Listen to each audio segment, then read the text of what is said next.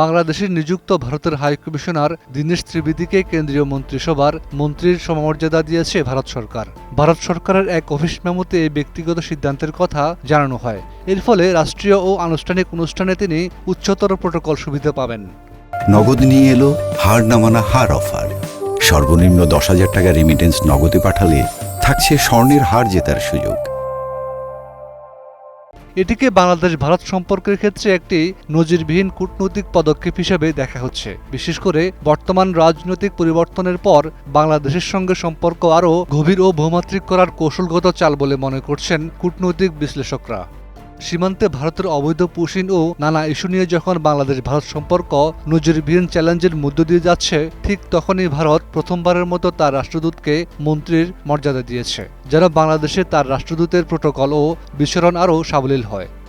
সাধারণত ভারতের হাইকমিশনাররা সিনিয়র সচিব বা অতিরিক্ত সচিব মর্যাদা থাকেন। একজন হাইকমিশনারকে মন্ত্রীর সমমর্যাদা দেয়া বাংলাদেশের গুরুত্ব ভারত কতটা দিচ্ছে তার স্পষ্ট ইঙ্গিত। এর ফলে ঢাকায় ভারতের কূটনৈতিক উপস্থিতি আরও শক্তিশালী হবে এবং দ্বিপাক্ষিক ইস্যুতে দ্রুত সিদ্ধান্ত গ্রহণ সহজ হবে। বাংলাদেশের পররাষ্ট্র মন্ত্রণালয়ের এক কর্মকর্তা নাম প্রকাশ না করার শর্তে বলেন, এই সিদ্ধান্ত দুই দেশের মধ্যে আস্থা ও সম্পর্কের নতুন একটি স্তর তৈরি করবে।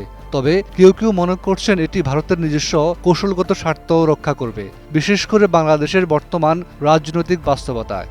বিশ্লেষকরা বলছেন, এই পদক্ষেপের মাধ্যমে ভারত বাংলাদেশকে তার গুরুত্বপূর্ণ প্রতিবেশী হিসাবে স্বীকৃতি দিচ্ছে।